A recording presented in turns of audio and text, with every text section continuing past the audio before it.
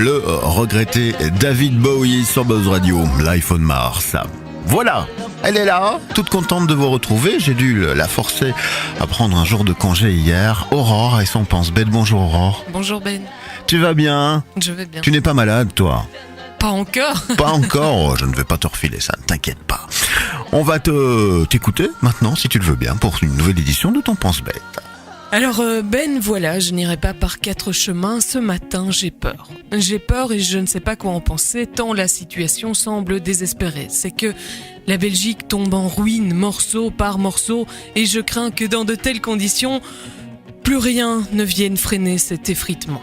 Oui, je sais, il paraît que la majorité des pays flamands estiment qu'on a été assez loin dans la régionalisation, mais soyons lucides, on a un peu de difficulté à comprendre les raisons qui les poussent à vouloir rester dans un bateau qui prend l'eau. Fouillez les gars, tant que vous pouvez. Non mais sérieusement, je sais que Bruxelles est la capitale de la vieille Europe, mais était-ce une raison pour la laisser devenir un champ de ruines ? C'est que c'est pas le Parthénon non plus, il n'y a pas vraiment de quoi compter sur le tourisme archéologique pour améliorer la situation. Je sais que « capitale des embouteillages », ça peut faire penser à un slogan publicitaire, mais dans les faits, c'est loin d'être glamour. Et quand tu sais qu'il y a autant de responsables de la mobilité que d'entités en Belgique, et que tu apprends qu'ils ne se sont jamais rencontrés tous ensemble en même temps, mais que tout se passe à travers des contacts bilatéraux, tu comprendras que mon optimisme n'est pas vraiment au top de ses capacités. Pour te dire, parfois, j'ai l'impression que la lutte globalisée pour enrayer le réchauffement climatique a plus de chances d'aboutir un jour qu'une réelle politique de mobilité belge. Du coup, c'est peut-être un peu par esprit de contradiction, je l'avoue, mais depuis que je sais que la Flandre connaît une renaissance de son identité belge, moi, je me demande sur quoi s'appuie encore ma fierté nationale.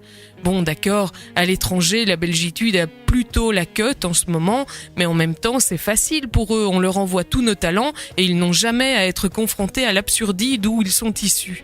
Moi aussi, j'aime la Belgique quand je suis en Angleterre ou en Tunisie. C'est quand je suis sur les routes belges, entouré de plein d'autres Belges, en train d'écouter la radio belge, que c'est parfois un peu plus compliqué.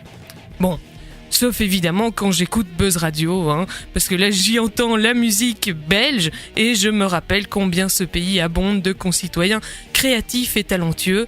Alors pour un temps, j'oublie que le pays tombe en morceaux et que c'est pas pour demain que je prendrai le RER.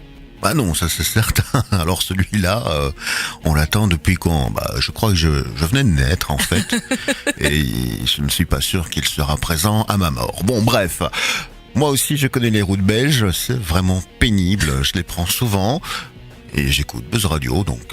Ah mais tu vois... Malgré tout, on aide un peu à maintenir ce pays à flot. On te retrouve demain en pleine forme. À demain. La suite, c'est la musique, évidemment. Voici venir Marc Lavoine avec la semaine prochaine.